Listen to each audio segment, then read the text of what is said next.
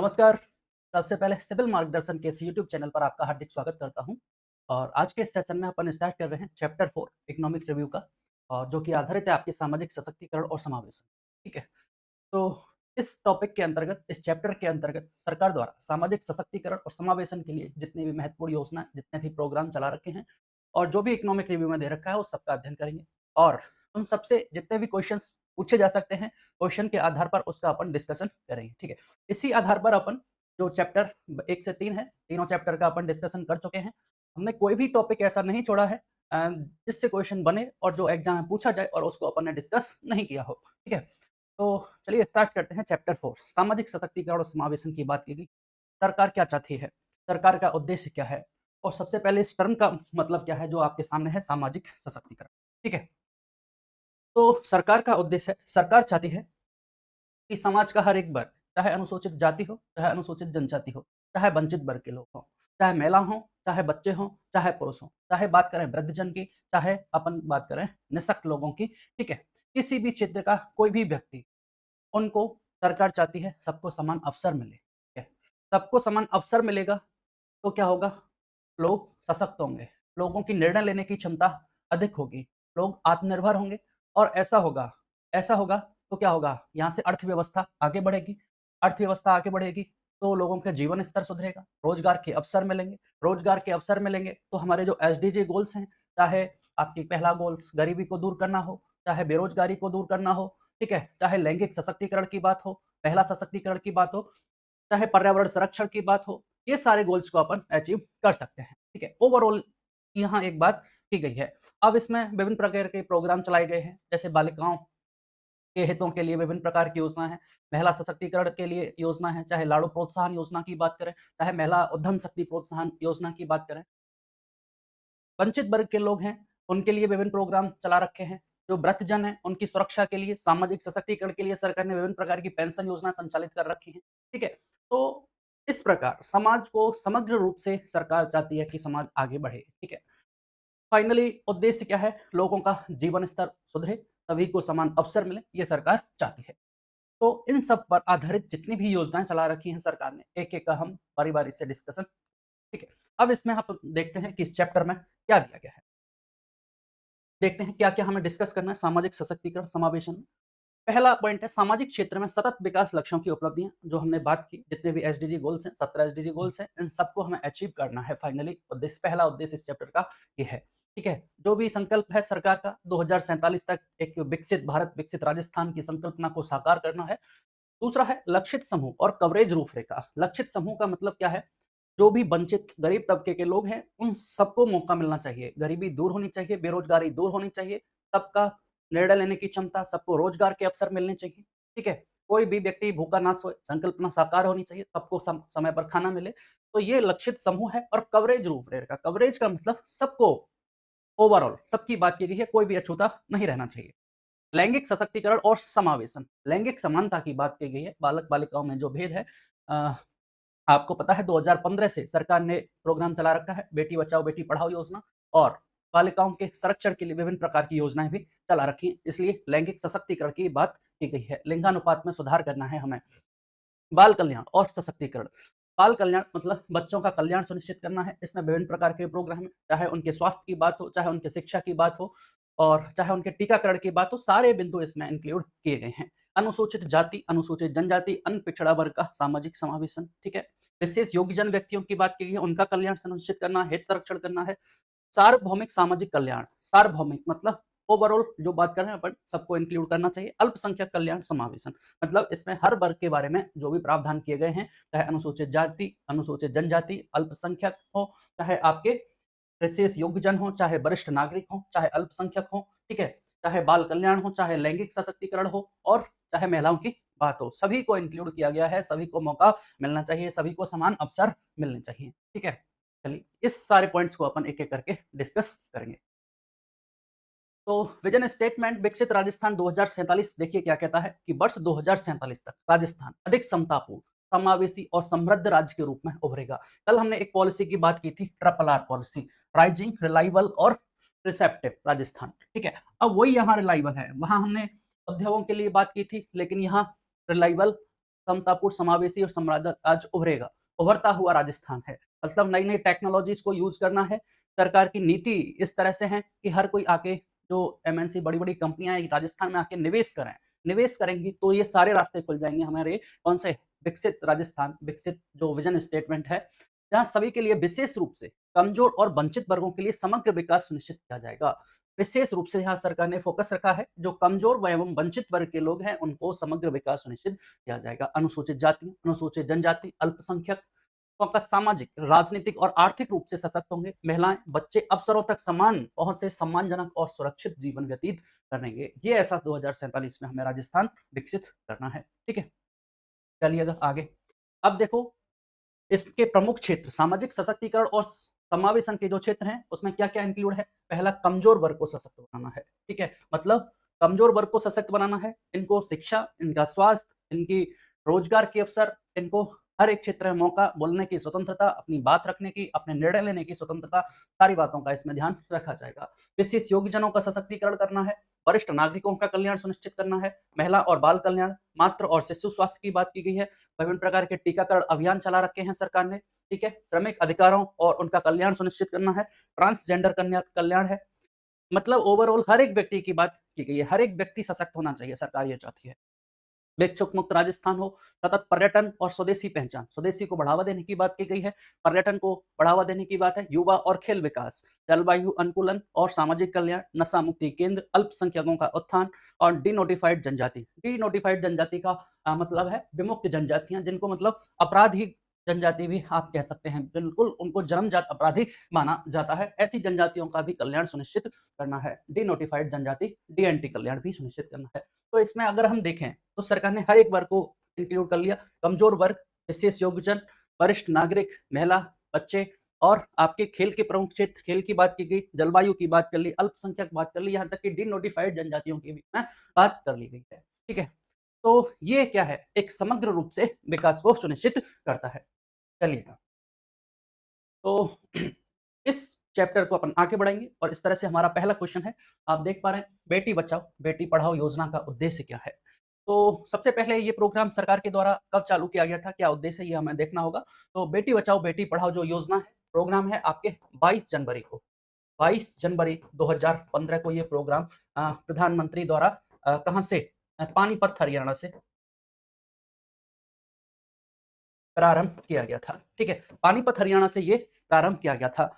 उसका उद्देश्य क्या है सरकार का? सरकार चाहती है हमें जो गर्भधारण के समय लिंगानुपात की जो लिंगानुपात है, लिंग परीक्षण जो किया जाता है, उसको रोकथाम की जाए। ठीक है, लिंग परीक्षण की रोकथाम की जाए, जिससे क्या होगा, बालक बालिकाओं में जो भेद है सरकार उसको मिटाना चाहती है। ठीक है, बालक बालिकाओं का भेद मिटाना चाहती है, लड़कियों के कल्याण को बढ़ावा देना है, बिल्कुल सही बात है, लिंग आधारित भेदभाव को समाप्त करना है, लिंगानुपात में सुधार करना है, लड़कियों की शिक्षा को बढ़ावा देना है। मतलब आप देखिए, लिंग के चयन से लेकर बालिकाओं की शिक्षा तक की इसमें बात की गई है। ये एक इतना बड़ा इसका कवरेज है, लिंग परीक्षण से लेकर बालिकाओं की शिक्षा तक को इसमें ध्यान में रखा गया है।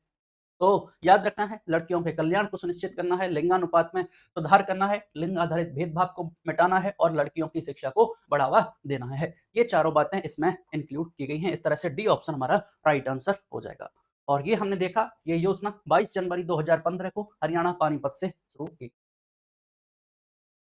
देख लीजिए, 22 जनवरी 2015 को शुरू की गई है, हमने देख लिया हरियाणा के पानीपत से शुरू की गई है। उद्देश्य क्या है, महिला पुरुष के आधार पर चयन को रोकना।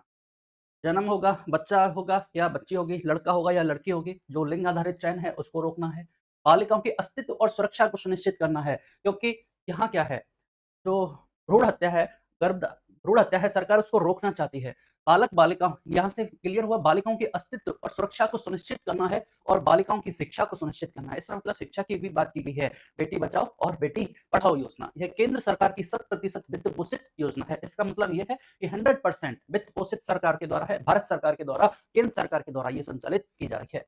देखो, जन्म के समय महिला पुरुष जो अनुपात है, उसमें हर साल 2 अंकों में सुधार करना है। संस्थागत प्रसव में सुधार करना है, 95% या उससे अधिक की दर के साथ सुधार करना है। बिल्कुल, राजस्थान में संस्थागत प्रसव की दर कितनी है? हमने पिछले क्वेश्चन में देखा था, पिछले चैप्टर में देखा था, स्वास्थ्य वाले में सारे जितने भी पॉइंट्स थे, नवजात मृत्यु दर की बात करें, चाहे शिशु मृत्यु दर, मातृ मृत्यु दर और आपके संस्थागत प्रसव, और यहाँ से एक पॉइंट और था हमारा टीकाकरण की बात की थी, ओवरऑल ये सारे बिंदु हमने डिस्कस किए थे। ठीक है, तो प्रति वर्ष पहली तिमाही में प्रसव पूर्व देखभाल एएनसी जांच होती है। पंजीकरण में 1% की वृद्धि होनी चाहिए। प्रति वर्ष लड़कियों महिलाओं की माध्यमिक शिक्षा स्तर पर नामांकन और उनके कौशल विकास में 1% की वृद्धि। एक्चुअली 2015 से ये इनको चलाया गया है। अभी 2025 कंप्लीट हुआ है, इसलिए इसके 10 वर्ष कंप्लीट हुए हैं योजना के, इसलिए एक बार फिर से चर्चा में बनी हुई है। तो हमें ये याद रखना है इन सारे पॉइंट्स में इस तरह से इसमें वृद्धि हो, सरकार ऐसा चाहती है कि महिला पुरुष का लिंग अनुपात में सुधार हो, अनुपात में सुधार हो, संस्थागत प्रसव में वृद्धि हो। फिर शिक्षा की बात की गई थी बेटी पढ़ाओ योजना की, तो वहां से बात की गई कि लड़कियों और महिलाओं के माध्यमिक शिक्षा के स्तर पर कितना नामांकन है और उनके कौशल विकास में 1% की वृद्धि होनी चाहिए। माध्यमिक और उच्चतर माध्यमिक स्तर पर लड़कियों की पढ़ाई के बीच में ही स्कूल छोड़ने की दर पर अंकुश लगाना है। मतलब इसमें स्कूल ड्रॉप आउट की दर है, स्कूल ड्रॉप आउट की दर है, उसको भी इसमें इंक्लूड किया गया है। सुरक्षित मासिक धर्म स्वच्छता प्रबंधन के बारे में जागरूकता बढ़ाना है। तो अगर क्वेश्चन पूछ लिया जाए कि बेटी बचाओ बेटी पढ़ाओ योजना का उद्देश्य क्या है, तो इसमें केवल हमें फिर याद नहीं आता कि हम क्या लिख सकते हैं इसमें 5 नंबर में। तो ये सारे पॉइंट्स हमें याद रखना है। ठीक है, चलिए अगला क्वेश्चन देखते हैं। अगला क्वेश्चन है मुख्यमंत्री नारी शक्ति उद्यम प्रोत्साहन योजना। मुख्यमंत्री नारी शक्ति उद्यम प्रोत्साहन योजना है अंतर्गत महिलाओं को नए उद्यम स्थापित करने और स्वयं सहायता समूह के क्लस्टर को श्रेणी में कितना ऋण प्रदान किया जाता है। नाम से क्लियर है, मुख्यमंत्री नारी शक्ति उद्यम प्रोत्साहन योजना। मुख्यमंत्री इसका मतलब राजस्थान सरकार के द्वारा संचालित है। दूसरी इंपॉर्टेंट बात की गई है महिला शक्ति, नारी शक्ति की बात की गई है, महिलाओं की बात की गई है और महिलाओं को नारी शक्ति को उद्यम स्थापित करने की बात की गई है।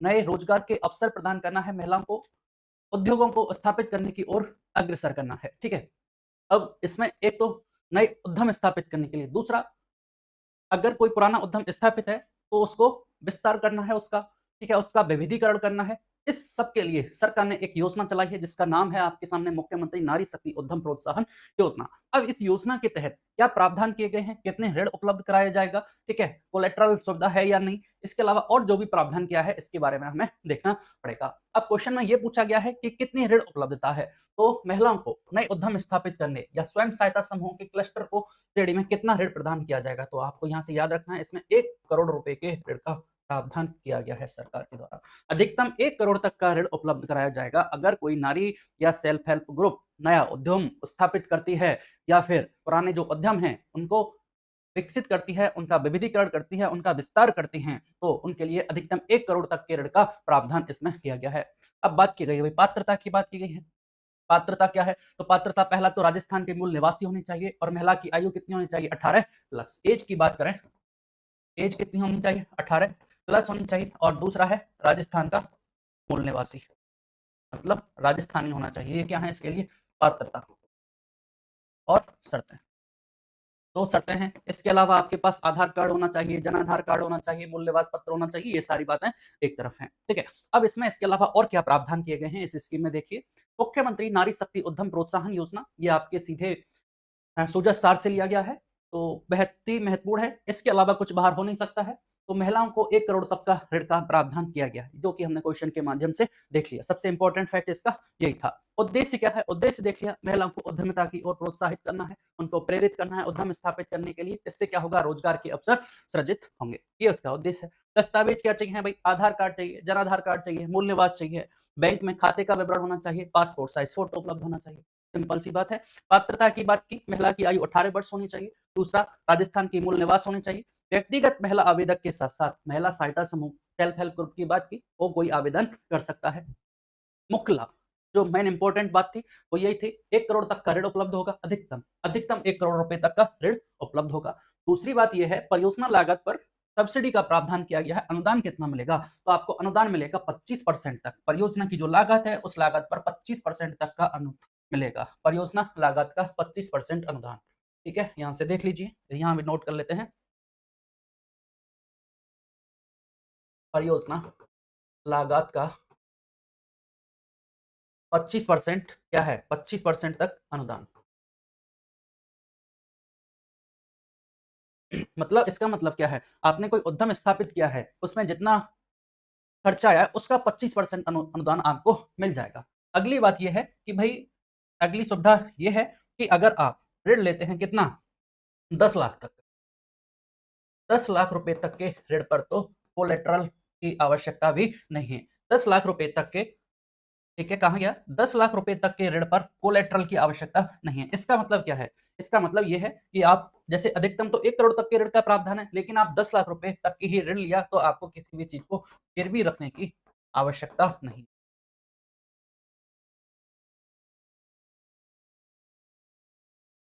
ठीक है, ये इंपॉर्टेंट एक फैक्ट है। ठीक है, तो 1 करोड़ तक के अधिकतम ऋण का अनुदान, परियोजना लागत का 25% तक आपको क्या मिल रहा है? अनुदान मिल रहा है, और 10 लाख रुपए तक के ऋण तक गिरवी रखने की कोलेटरल की कोई आवश्यकता है नहीं। व्यवसाय स्थापना, विस्तार, आधुनिकीकरण के लिए सहायता है। मतलब या तो आप नया उद्यम स्थापित कर रहे हैं या आप पुराने का विस्तार कर रहे हैं, उसमें नई टेक्नोलॉजी को यूज कर रहे हैं, तो आपके लिए सहायता का प्रावधान किया गया है। इसके साथ साथ प्रशिक्षण, मार्गदर्शन और मॉनिटरिंग की सुविधा भी प्रदान की गई है। ठीक है, तो ये एक महत्वपूर्ण स्कीम है जो नारियों के लिए, नारी शक्ति के लिए, उद्यम प्रोत्साहित करने के लिए एक महत्वपूर्ण कदम है सरकार का। ठीक है, अगला देखते हैं, अगला क्वेश्चन क्या है? मुख्यमंत्री कन्यादान योजना के संदर्भ में कौन सा कथन में त्रुटि है? सरकार ने एक प्रोग्राम चला रखा है, मुख्यमंत्री कन्यादान योजना। सरकार का उद्देश्य क्या है? सरकार का उद्देश्य है कोई गरीब और वंचित वर्ग की जो महिलाएं हैं उनके विवाह के लिए या उनकी पुत्रियों के विवाह के लिए सरकार चाहती है कुछ पैसा दे दिया जाए, आर्थिक संबल प्रदान करना चाहती है सरकार। ठीक है, अब देखिए इसमें क्या प्रावधान किए गए हैं। पहला स्टेटमेंट है, इस योजना के अंतर्गत अनुसूचित जाति, जनजाति, अल्पसंख्यक वर्ग के बीपीएल परिवारों की 18 वर्ष या इससे अधिक आयु की लड़कियों के विवाह पर 21,000 रुपए की राशि का प्रावधान की जाती है। ठीक है, क्वेश्चन में पूछा गया हमसे, क्वेश्चन में पूछा गया किस में से किस कथन में त्रुटि है। ठीक है, तो पहला स्टेटमेंट हमारे सामने दिया, मुख्यमंत्री कन्यादान योजना से संबंधित भाई अनुसूचित जाति, अनुसूचित जनजाति और अल्पसंख्यक वर्ग की कौन से लोग जो बीपीएल में आते हैं, इन तीनों वर्ग के लोग जो बीपीएल में आते हैं, ठीक है, उनको 21,000 रुपए का प्रावधान है। ये स्टेटमेंट गलत है। तो ऐसे लोगों के लिए, मतलब जो अनुसूचित जाति, जनजाति और अल्पसंख्यक वर्ग के बीपीएल परिवार हैं, उनको 21,000 का प्रावधान नहीं है भाई, उनको 31,000 रुपए का प्रावधान। ठीक है, तो ये बात हमें याद रखनी है। तो ये स्टेटमेंट क्या हो गया? गलत हो गया।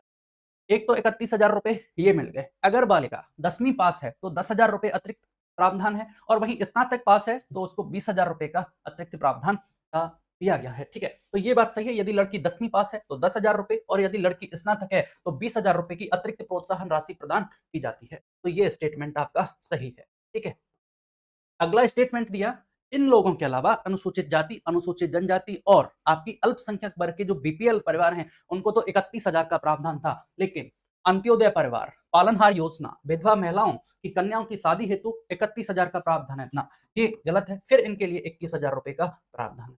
ठीक है, इन तीनों वर्ग को छोड़ दिए, आप अनुसूचित जाति, अनुसूचित जनजाति और अल्पसंख्यक वर्ग के बीपीएल परिवारों को छोड़कर रिमेनिंग जो अंत्योदय परिवार है, पालनहार है, आस्था कार्ड योजना धारक हैं, विधवा महिलाएं हैं, उनको शादी हेतु 21,000 रुपए का प्रावधान किया गया है।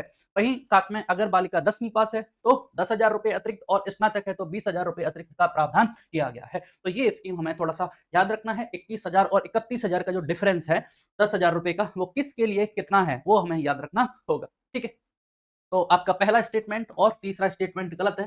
पहला और तीसरा स्टेटमेंट गलत है, दूसरा सही है, त्रुटि है, तो डी ऑप्शन हमारा राइट आंसर हो जाएगा। ठीक है, देख लीजिए, मुख्यमंत्री कन्यादान योजना की बात की गई है। लक्ष्य समाज के आर्थिक रूप से कमजोर वर्ग की बालिकाओं के विवाह में प्रोत्साहन देना है। सिंपल सी बात है, कन्यादान योजना है।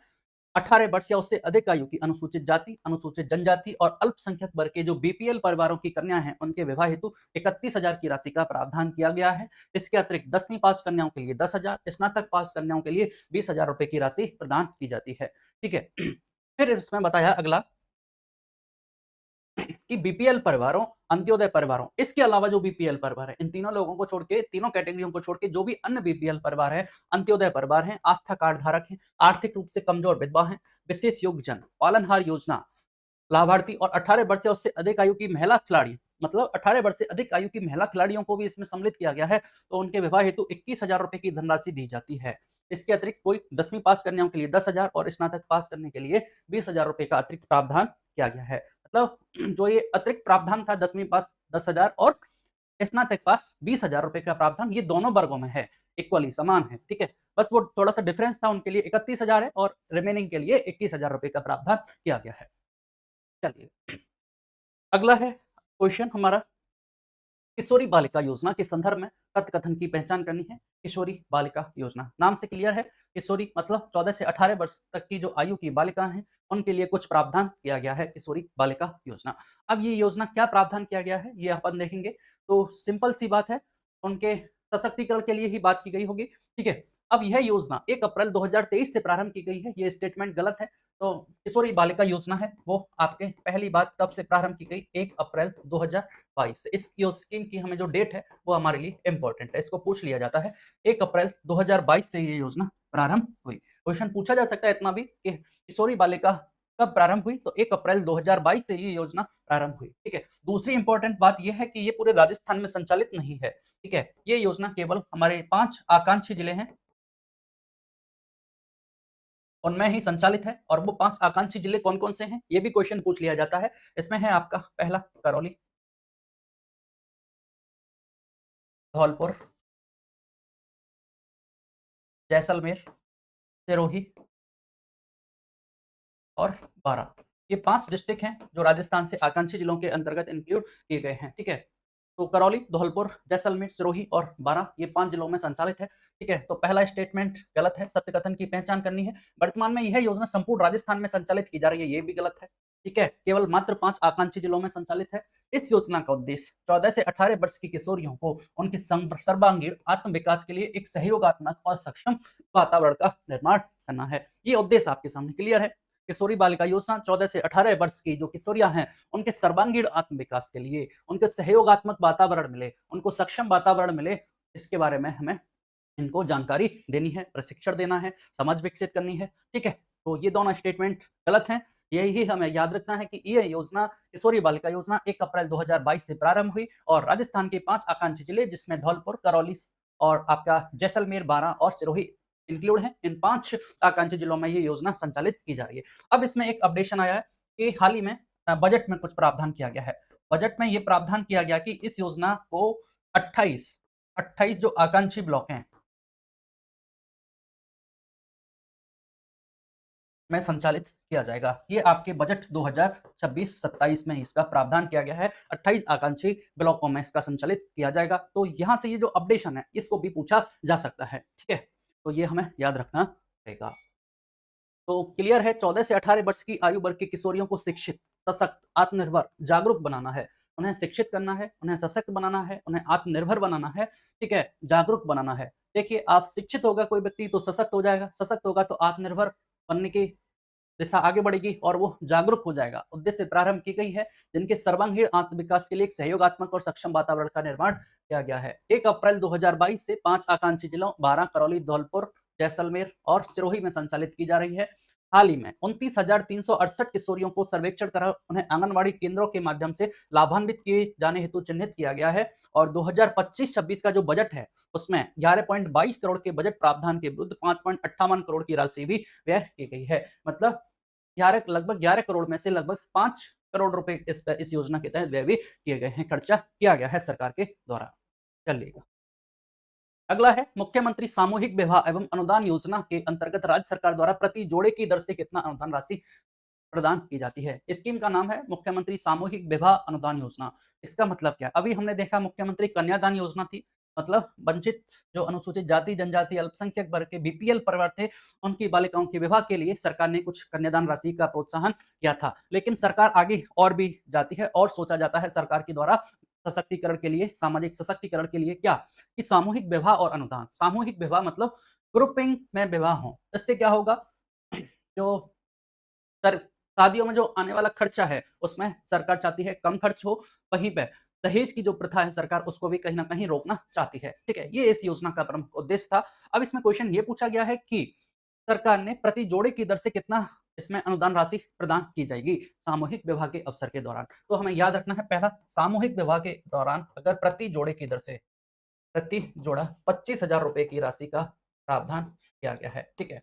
प्रति जोड़ा 25,000 रुपए की सहायता राशि प्रदान की जाएगी। इसमें ये दो बातें हैं, 21,000 रुपए, तो 21,000 रुपए किसको मिलेंगे, वधू को दे देंगे, ठीक है। और वहीं से 4,000 रुपए की राशि है उसको संस्था को प्रदान किए जाएंगे, जो इस संस्था जो इसका आयोजन कराएगी, जो संस्था इस सामूहिक विवाह को आयोजित कराएगी उनके लिए 4,000 रुपए का प्रावधान और इसमें से वधु के लिए 21,000 रुपए प्रदान किए जाएंगे। इस तरह से प्रति जोड़े 25,000 रुपए की राशि का प्रावधान किया गया है।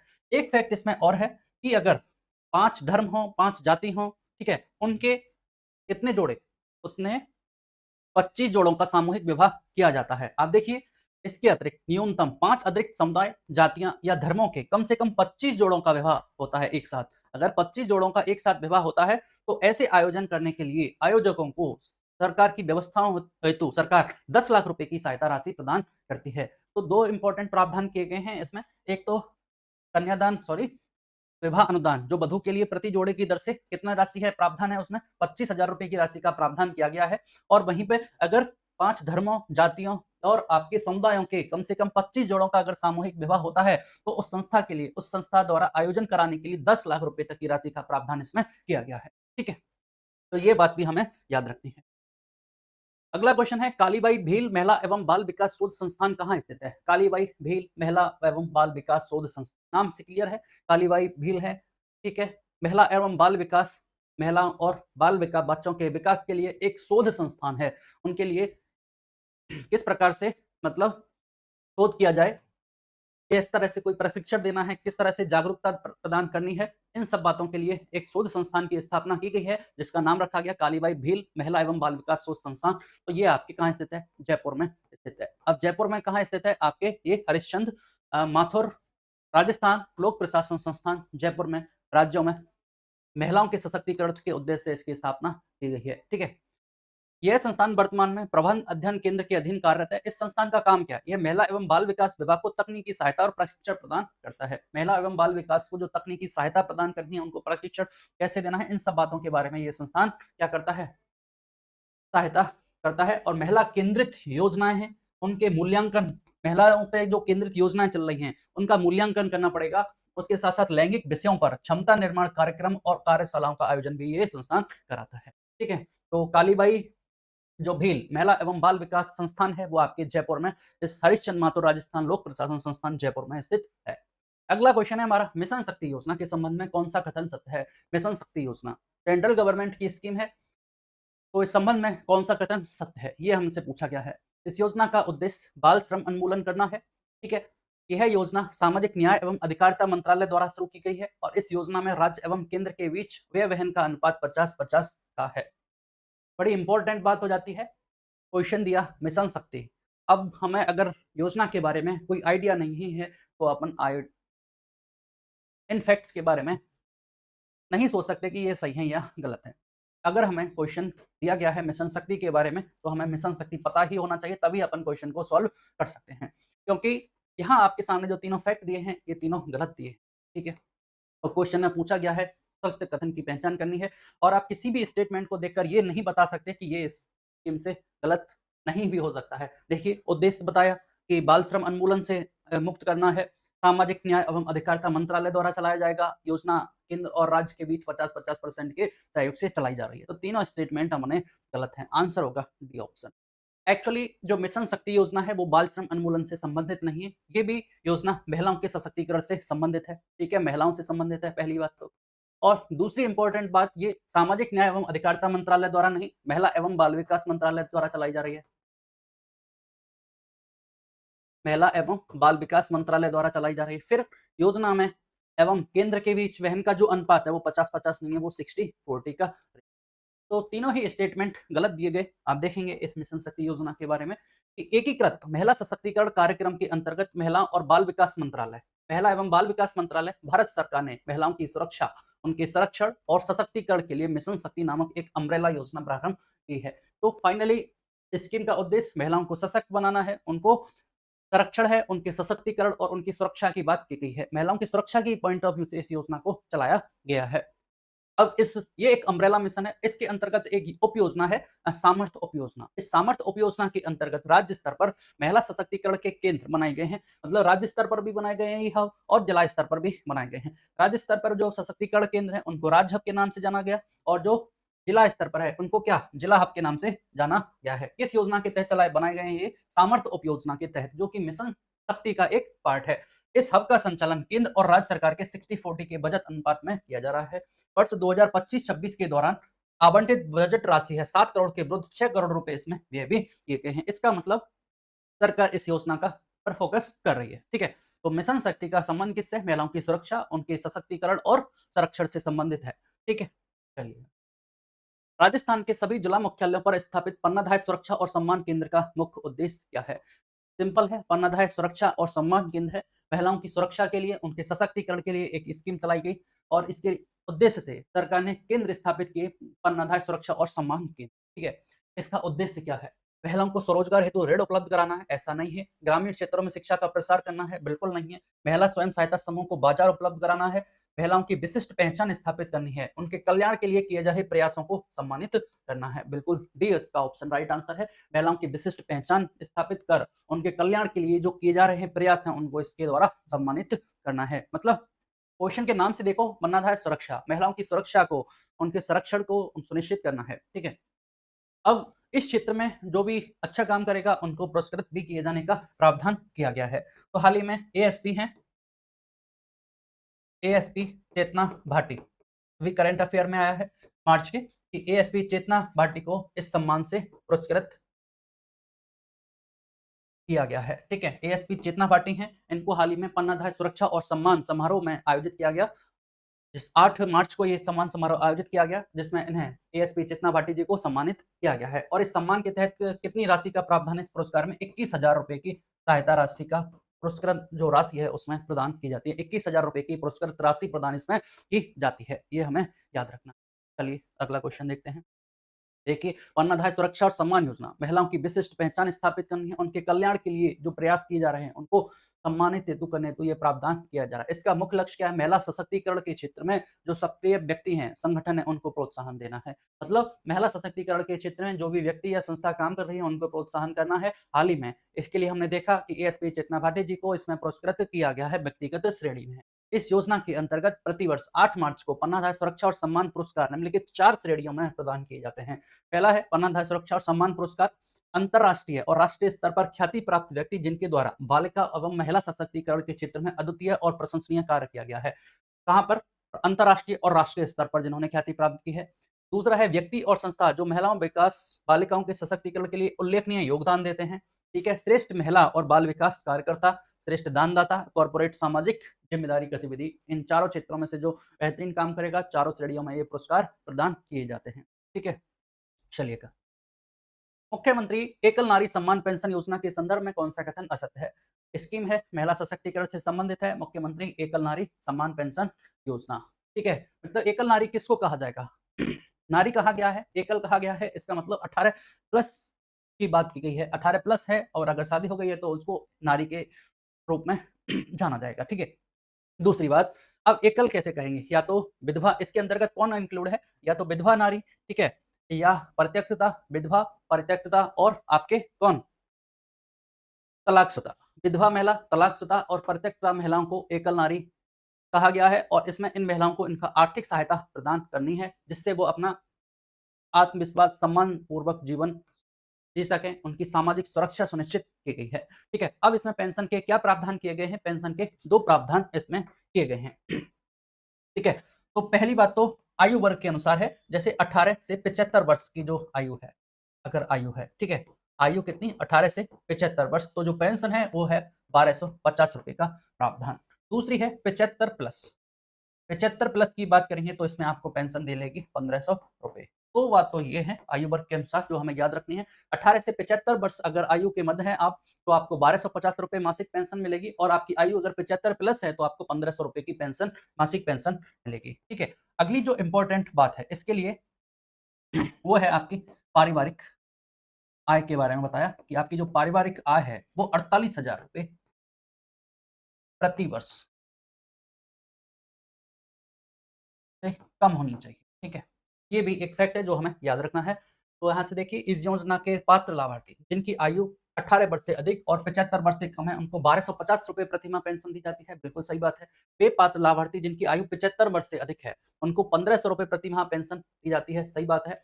योजना अंतर्गत लाभ प्राप्त करने हेतु सभी स्रोतों से प्राप्त वार्षिक आय 60,000 रुपए से कम होनी चाहिए। बिल्कुल गलत बात है। इसमें जो प्राप्त वार्षिक आय है वो आपके 48,000 रुपए से कम होनी चाहिए, इसलिए ये स्टेटमेंट आपका गलत हो जाएगा। ठीक है, तो सी ऑप्शन हमारा राइट आंसर होगा, क्योंकि असत कथन के बारे में यहाँ से पूछा गया।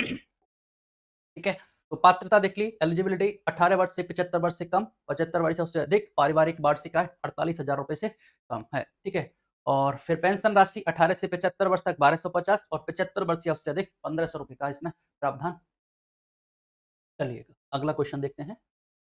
अगला क्वेश्चन है, कार्यस्थल पर लैंगिक उत्पीड़न से संरक्षण अधिनियम 2013 के अनुसार आंतरिक शिकायत समिति का गठन किस संगठन में अनिवार्य है? तो क्वेश्चन है, एक एक्ट के बारे में बात की गई है कि कार्यस्थल पर लैंगिक उत्पीड़न से संरक्षण का ये अधिनियम है। ठीक है, चाहे इसमें लैंगिक उत्पीड़न से संरक्षण का अधिनियम है। ये अधिनियम कब का है? पहले तो यही हमें याद रखना होगा, 2013। सरकार का उद्देश्य क्या है? सरकार का उद्देश्य है कार्यस्थल पर महिलाओं के लिए सम्मानजनक और अच्छा एक वातावरण, कार्यस्थल पर एक अच्छा वातावरण मिले। ठीक है, उनको किसी भी तरह की परेशानी या हरासमेंट महसूस ना हो, इसके लिए ये अधिनियम बनाया गया है, कार्यस्थल पर लैंगिक उत्पीड़न से संरक्षण अधिनियम 2013। इसमें क्वेश्चन पूछा गया है कि आंतरिक शिकायत समिति का गठन किया जाएगा। ठीक है, ये किस संगठन में अनिवार्य है, ये हमसे पूछा गया है। तो उस संगठन में आंतरिक शिकायत समिति होगी, उसका गठन किया जाएगा, ये तो निश्चित है, लेकिन उसके लिए प्रावधान ये है कितनी महिलाएं होनी चाहिए। तो यहाँ से देख लीजिए, उस संगठन में जहां महिला कर्मचारियों की संख्या 10 से अधिक होगी। ठीक है, अगर किसी संगठन में महिला कर्मचारियों की संख्या 10 से अधिक है तो वहां आंतरिक शिकायत समिति का गठन किया जाएगा। इस तरह से बी ऑप्शन हमारा राइट आंसर है। ऐसा नहीं है कि उन संगठनों में जहां महिला कर्मचारियों की संख्या 50% से अधिक हो सभी कार्यालयों में किया जाएगा, ऐसा भी नहीं है। किसी भी संगठन में चाहे कर्मचारियों की संख्या कितनी हो ना, महिला कर्मचारियों की संख्या अगर 10 से अधिक है तो आंतरिक शिकायत समिति का गठन किया जाएगा। ठीक है, देख लो, कार्यस्थल पर लैंगिक उत्पीड़न, उसकी रोकथाम, उसके निषेध और सुधार से संरक्षण अधिनियम कब का है? 2013 का ये अधिनियम है। इसके अंतर्गत 10 या उससे अधिक कर्मचारियों वाले नियोक्ताओं को आंतरिक शिकायत समिति का गठन करना आवश्यक है तथा प्रत्येक जिले में एक स्थानीय समिति का भी गठन किया जाएगा। इस समितियों के गठन हेतु दिशा निर्देश सभी विभागों इकाइयों द्वारा जारी किए जाते हैं। आंतरिक और स्थानीय समितियां सभी जिलों और विभिन्न सरकारी निजी इकाइयों में स्थापित की गई हैं। चलिए अगला क्वेश्चन देखते हैं। लाड़ू प्रोत्साहन योजना के तहत प्रत्येक पात्र बालिका के अभिभावक को कितनी राशि प्रदान की जाती है? ठीक है, तो हमने स्कीम देखी थी चैप्टर 3 में भी, जो शिक्षा से संबंधित चैप्टर था और ज्ञान आधारित अर्थव्यवस्था पर आधारित था, वहां भी इस स्कीम के बारे में देखा था। ठीक है, लेकिन फिर से एक बार इस स्कीम को यहाँ सामने लाया गया है, लाड़ू प्रोत्साहन योजना। ठीक है, क्यों? क्योंकि इस स्कीम का लक्ष्य था बालिकाओं के प्रति सकारात्मक दृष्टिकोण सुनिश्चित किया जाए। दूसरा, उनकी शिक्षा को प्रोत्साहित किया जाए, उनके स्वास्थ्य का भी इसमें ध्यान रखना था। ठीक है, तो इसलिए इस योजना को एक बार फिर से देखेंगे और हमें पता है इस योजना के तहत, लाड़ू प्रोत्साहन योजना के तहत बालिकाओं के जन्म के समय उनको एक संकल्प पत्र दिया जाता था और उस संकल्प पत्र में 1.5 लाख रुपए की राशि का प्रावधान किया गया है। और बालिकाओं को ये 1.5 लाख रुपए की जो राशि है वो 7 किस्तों में प्रदान की जाती है। ठीक है, ये बात भी हमें याद रखनी है। अब हमें इसमें मोस्ट इंपोर्टेंट बात ये थी कि जो 7 किस्तों में राशि प्रदान की जाती है वो किस तरह से, कौन सी किस्त कब प्रदान की जाती है, वो हमें याद रखनी है। ठीक है, इसके बारे में भी हमने देखा था कि भाई जो पहली किस्त है वो बालिका के जन्म के अवसर पर प्रदान की जाएगी और कितनी है? 2500 रुपए की राशि प्रदान की जाएगी। इसके बाद हमने दूसरी किस्त देखी थी, सेकंड इंस्टॉलमेंट, बालिका की आयु 1 वर्ष पूर्ण होने पर, और 1 वर्ष में क्या होगा, उसका टीकाकरण पूर्ण हो जाएगा तो 2500 रुपए की दूसरी किस्त उसको प्रदान की जाएगी। तीसरी किस्त की बात की थी तो तीसरी किस्त बालिका को प्रथम कक्षा में, फर्स्ट क्लास में विद्यालय में एडमिशन कराने पर प्रदान की जाएगी और उसकी राशि आपके 4000 रुपए की है। इसके बाद 6th क्लास में प्रवेश लेने पर 5000 रुपए की राशि का प्रावधान है। इसके बाद नेक्स्ट 10th क्लास में प्रवेश लेने पर 11000 रुपए की राशि का प्रावधान है। इसके बाद अगली है 12th क्लास में प्रवेश लेने पर 25000 रुपए की राशि का प्रावधान किया गया है। इस तरह से ये कितनी किस्त हो जाती है? 6 किस्त हो जाती हैं। जो 7वीं और अंतिम किस्त है वो बालिका के 21 वर्ष की आयु पूर्ण होने पर और वहां से 21 वर्ष की आयु पूर्ण होने पर या उसके स्नातक पूर्ण होने पर, दो प्रावधान है, या तो 21 वर्ष की आयु पूर्ण हो या उसकी स्नातक पूर्ण हो तो 1 लाख रुपए की राशि प्रदान की जाती है। इस तरह से ये 7 किस्त बालिकाओं को प्रदान की जाती है। ठीक है, तो देखिए लाड़ू प्रोत्साहन योजना के तहत प्रत्येक पात्र बालिका के अभिभावक को कितनी राशि प्रदान की जाती है? 50,000 रुपए 6 किस्तों में। क्योंकि अब इंपॉर्टेंट बात यह है, इस स्कीम में पहले 50,000 रुपए की राशि का प्रावधान था जिसको 6 किस्तों में ये प्रदान की जाती थी, लेकिन हाल ही में मुख्यमंत्री जी ने इस जो प्रोत्साहन राशि है इसको बढ़ाकर 1.5 लाख रुपए कर दिया गया है, जो कि 7 किस्तों में दी जाती है। तो ये जो बी ऑप्शन है 1 लाख रुपए 7 किस्तों में, ये भी गलत हो गया, और 1.5 लाख रुपए 7 किस्तों में, सी ऑप्शन अपना राइट आंसर हो जाएगा। 2 लाख रुपए 6 किस्तों में, ये भी गलत है। ठीक है, चलिए लाड़ू प्रोत्साहन योजना के संबंध में कौन सा कथन त्रुटिपूर्ण है? यह योजना 1 अगस्त 2024 से प्रारंभ की गई है। बात सही है, 1 अगस्त 2024 से यह योजना प्रारंभ की गई है। योजना का उद्देश्य क्या है? लक्षित बालिका के जन्म के प्रति सकारात्मक दृष्टिकोण विकसित करना है। बालिकाओं के जन्म के प्रति सकारात्मक दृष्टिकोण विकसित करना है। बेटी बचाओ बेटी पढ़ाओ जो योजना थी, जिसमें लैंगिक समानता को सुनिश्चित करना था, बालिकाओं के जन्म के प्रति सकारात्मक दृष्टिकोण अपनाना था, उस दिशा में उस कार्यक्रम को बढ़ाने का एक प्रावधान है सरकार के द्वारा लाड़ू प्रोत्साहन योजना में सकारात्मक दृष्टिकोण सुनिश्चित करना है। इसके तहत बालिका के जन्म से लेकर 18 वर्ष की आयु पूर्ण होने पर 1.5 लाख रुपए की सहायता राशि प्रदान की जाती है। बात बिल्कुल गलत है। 21 वर्ष की आयु 21 वर्ष की आयु पूर्ण होने पर पहली बात तो ये 21 वर्ष की आयु पूर्ण होने पर, और दूसरा प्रावधान क्या था? स्नातक पूर्ण होने पर। स्नातक भी पूर्ण होने चाहिए। पर कितने? 1.5 लाख रुपए की राशि का प्रावधान।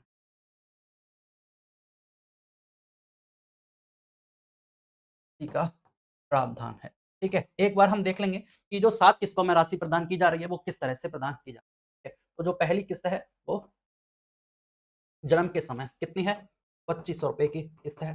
दूसरी है आपके 1 वर्ष पूर्ण होने पर, और 1 वर्ष के साथ सरकार क्या चाहती है? देखो, जन्म होगा 2500 रुपए राशि दी गई। सरकार चाहती है समय पर टीकाकरण पूर्ण हो, और वो टीकाकरण का समय भी कितना है? 1 वर्ष है। इसलिए 1 वर्ष पूर्ण होगा और टीकाकरण आपने करा लिया है। ठीक है, तो आपको दूसरी किस्त 2500 रुपए की फिर मिल जाएगी। तीसरी बात, फर्स्ट क्लास में एडमिशन करा दिया तो फिर है आपके 4000 रुपए की राशि का प्रावधान। ठीक है, फिर है आपके 6th क्लास में एडमिशन, प्रवेश लेने पर कितना? 5000 रुपए की राशि का प्रावधान। पांचवी किस्त है 10th क्लास में, प्रवेश लेने पर कितनी? 11000 रुपए की राशि का इसमें प्रावधान है। छठी किस्त है 12th क्लास, प्रवेश कराने पर आपको 25,000 रुपए की राशि का प्रावधान है। क्वेश्चन यहाँ से भी पूछा जा सकता है शॉर्ट में कि प्रथम किस्त कितने रुपए की प्रदान की जाती है। अच्छा, बालिका के 12th क्लास में प्रवेश लेने पर कितने रुपए की किस्त प्रदान की जाती है? तो हमें पता होना चाहिए, पर्टिकुलर 25,000 रुपए की किस्त है। 10th क्लास में प्रवेश लेने पर 11,000 रुपए की किस्त का प्रावधान है। और जो छठी और सातवीं किस्त है वो आपके स्नातक पूर्ण, और वहां से 21 वर्ष की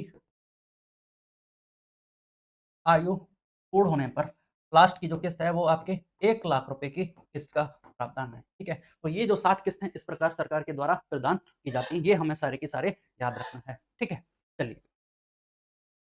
लाड़ू प्रोत्साहन योजना बालिकाओं को जन्म के साथ ही मिल रहा 1.5 लाख रुपए तक का संकल्प पत्र, और ये 7 की 7 किस्त यहाँ बताई गई हैं, जो कि हमने देख लिया।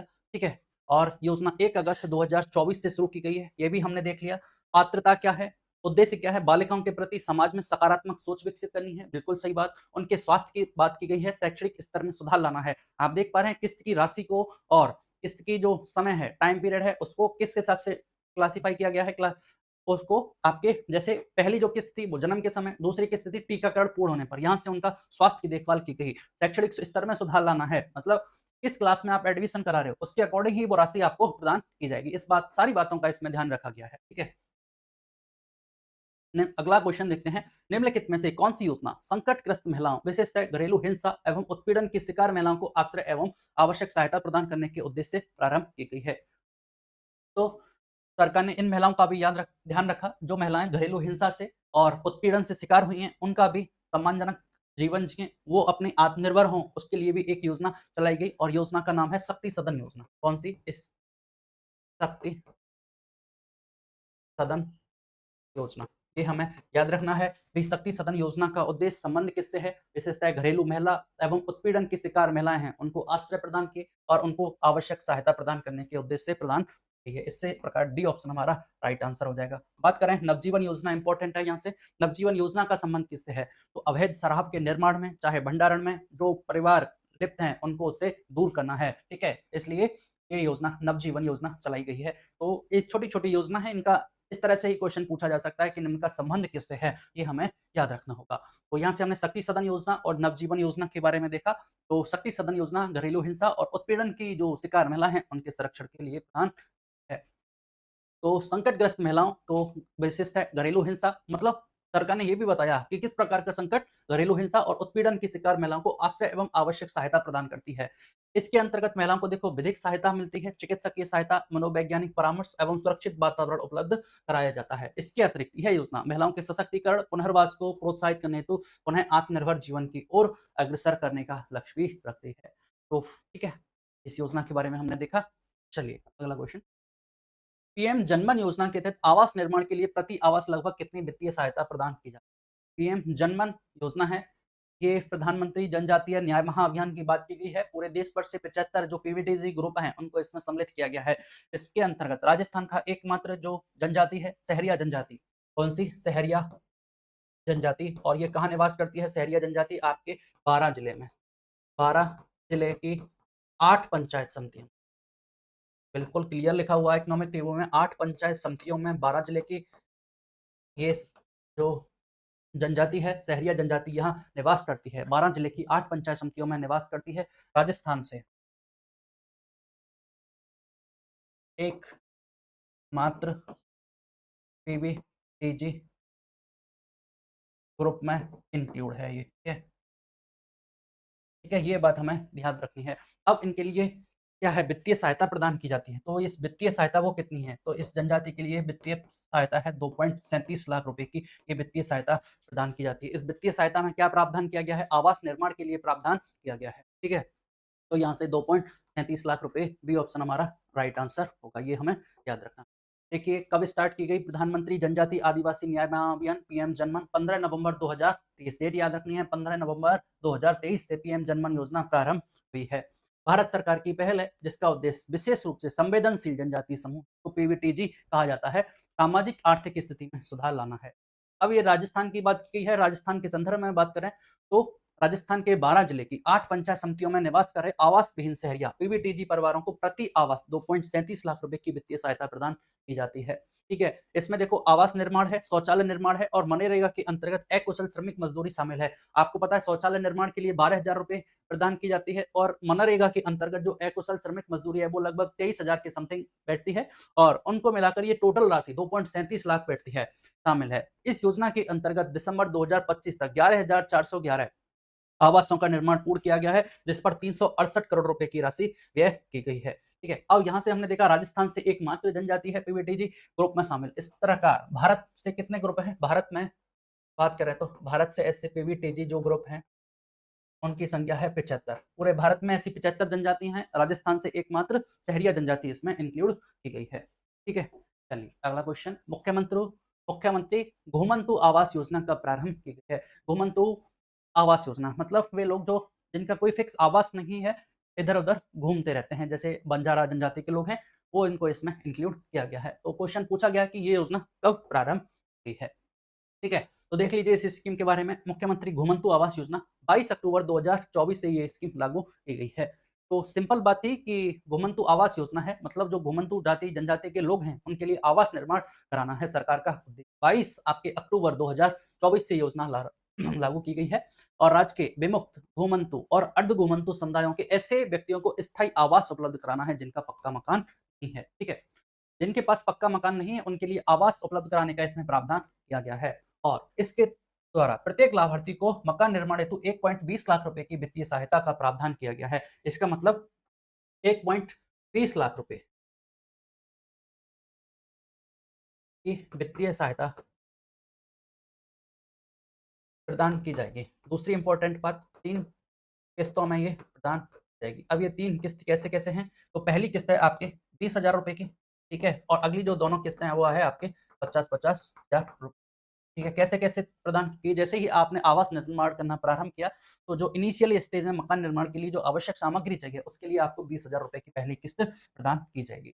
फिर अगली जो सेकंड इंस्टॉलमेंट है 50,000 रुपए की, जैसे ही घर में लेंटर पड़ जाएगा, ठीक है? लेंटर पड़ने के पश्चात ये 50,000 रुपए की दूसरी किस्त प्रदान की जाएगी और घर का निर्माण पूर्ण होने पर अगली जो तीसरी किस्त है वो 50,000 रुपए की, वो भी आपको प्रदान की। इस तरह से 22 अक्टूबर 2024 को ये योजना प्रारंभ की गई है, ठीक है। अब आगे देखिए 20,000 रुपए निर्माण के प्रारंभिक कार्य हेतु, 50,000 रुपए लेंटर तक और 50,000 रुपए मकान निर्माण पूर्ण होने तक प्रावधान है।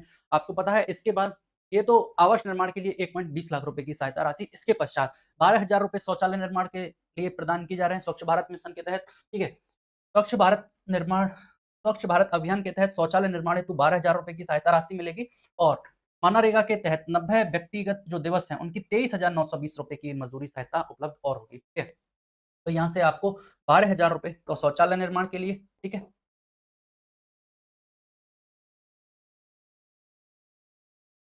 और मकान निर्माण के लिए 23,000 रुपए 920 रुपए, ये किसके तहत आपको मिल जाएंगे? मनरेगा के।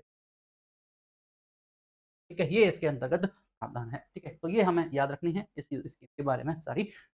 ठीक है, चलिएगा। तो लगभग 15 क्वेश्चंस के माध्यम से काफ़ी योजनाएँ हमने डिस्कस की हैं और सारे क्वेश्चंस महत्वपूर्ण हैं। कोई ना कोई क्वेश्चन किसी भी फॉर्मेट में क्वेश्चन एग्ज़ाम में ज़रूर पूछा जाएगा, ये तो निश्चित है। तो आज की क्लास यहीं समाप्त करेंगे। अगली क्लास में फिर कुछ जो रिमेनिंग योजना है उनके बारे में चर्चा। धन्यवाद।